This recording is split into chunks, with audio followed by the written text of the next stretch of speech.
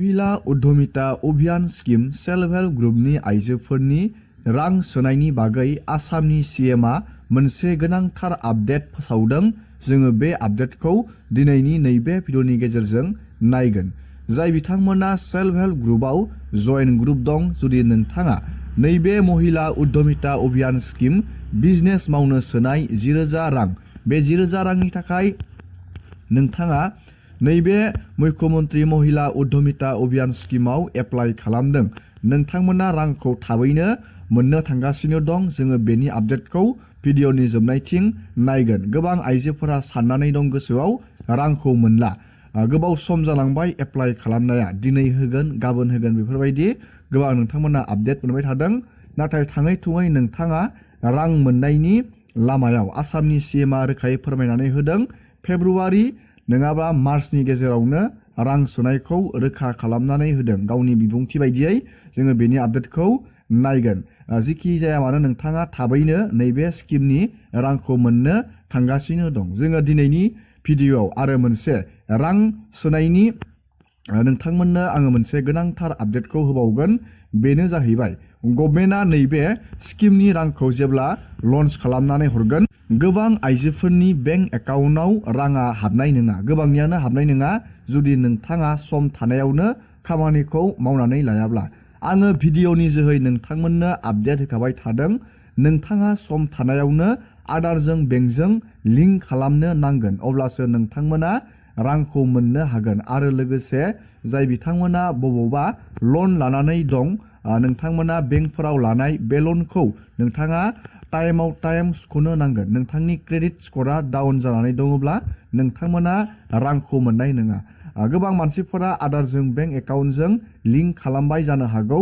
जुदि नोंथाङा लिंक खालामबाय, नोंथांनि डिबिटिआ एक्टिभ जादोंना जायाखै बेखौ गोबां मानसिफोरा सोंहरबाय थादों। मबाइल फनजों बोरै नायो, जोङो बेनि आपडेटखौ दिनैनि नैबे भिडिअनि गेजेराव नायगोन। आरो जोङो रां सोनायनि बागै सीएमआ मा बाथ्रा बुंदों, जोङो बे आपडेटखौ गिबियावनो नायनानै लाग्रोदिनि। লাখ মহিলাই আবেদন কৰিছিলে। এটা এটাকৈ পৰীক্ষা কৰোঁতে অলপ সময়ৰ প্ৰয়োজন আছিলে।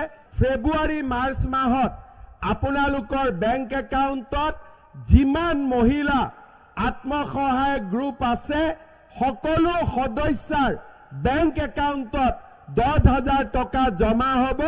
এই প্ৰতিশ্ৰুতি মই আপোনালোকক আকৌ এবাৰ দিব খুজিছো। 40 লাখ মহিলাই আবেদন কৰিছিলে। এটা এটাকৈ পৰীক্ষা কৰোঁতে অলপ সময়ৰ প্ৰয়োজন আছিলে।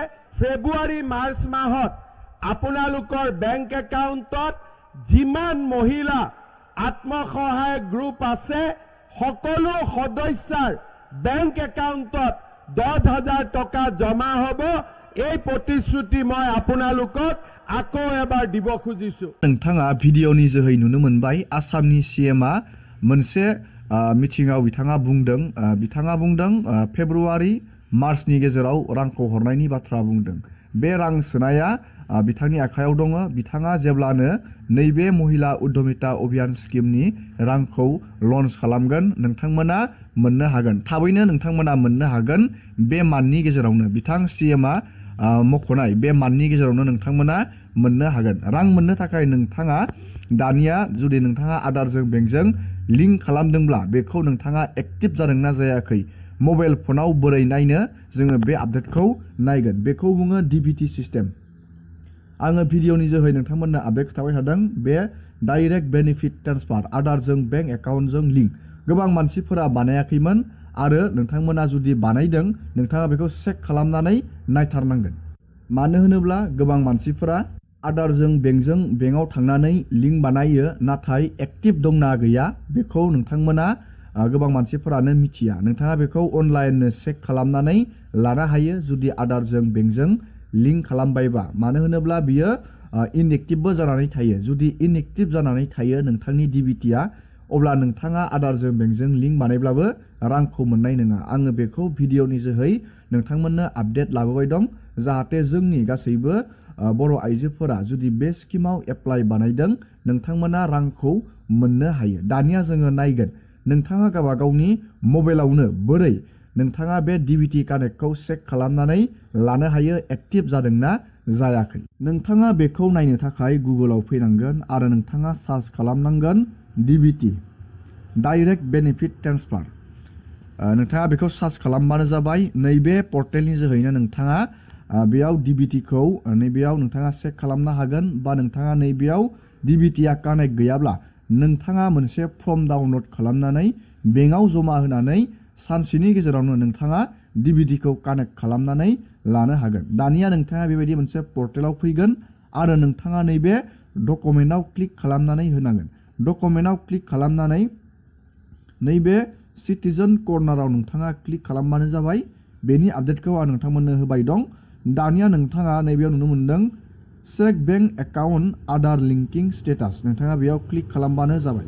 दानिया नोंथाङा डाइरेक्टयै आधार कार्डनि माइ आधार पर्टेलाव नोंथाङा मोनहैगोन। बे माइ आधार पर्टेलाव नोंथाङा थांनानै गावबागावनि नोंथाङा आधारनि नाम्बार आरो OTP बहायनानै नोंथाङा पर्टेलाव हाबनानै नोंथाङा चेक खालामनो हागोन नोंथांनि आधार लिंक खालामनाया एक्टिभ जादोंना जायाखै। बियो मेन्डेटरि। नोंथाङा बेखौ चेक खालामथार। जुदि नोंथाङा गोदानै आधारजों बेंकजों लिंक बानायदों बा नोंथाङा अलरेडि बानायनानै दोनखादों आधारजों बेंकजों, बियो एक्टिभ दंना गैया। दानिया नोंथाङा नैबेयाव नुनो मोनदों लगइन। बे लगइनाव क्लिक खालामबानो जाबाय। लगइनाव क्लिक खालामनानै नोंथाङा नैबेयाव गावबा गावनि आधार नाम्बारखौ नोंथाङा बहायनांगोन। नोंथाङा नैबेयाव नुनो मोनदों नैबेयाव नोंथांनि आधार नाम्बार आरो नैबे केपसाखौ नोंथाङा बहायनांगोन आरो नैबे लगइन उइथ OTP-आव क्लिक खालामनांगोन। आङो बेखौ नोंथांमोननो नैबेयाव आधार कार्ड नाम्बार आरो OTP-खौ बहायनानै नोंथांमोननो नेक्स्ट स्टेपखौ देखायनि नोंथाङा बोरै चेक बानायनो। दानिया नोंथाङा पर्टेलाव हाबनानै बेंक सेटिंस स्टेटासआव नोंथाङा क्लिक खालामनानै नैबेयाव नोंथाङा गावबा गावनि DBT-खौ नायनानै लानो हागोन नोंथांनि बेंक सेटिंस स्टेटासआ बेबायदि एक्टिभ दंना गैया। बेबायदि एक्टिभ गैयाब्ला किन्तु नोंथांनियाव रां सोब्लाबो राङा हाबनाय नङा। जुदि बेयाव बेबायदि एक्टिभ गैया नोंथाङा बेंकआव थांनानै बेनि बागै नोंथाङा कमप्लेन हैनांगोन।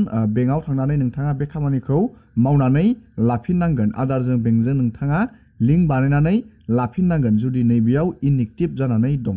गोबां आइजोफोरा जुदि महिला उद्यमिता अभियान स्किमाव एप्लाइ खालामदों, जुदि नोंथांनि प्रब्लेमा नैबेयाव नोंथाङा नुनो मोनदों,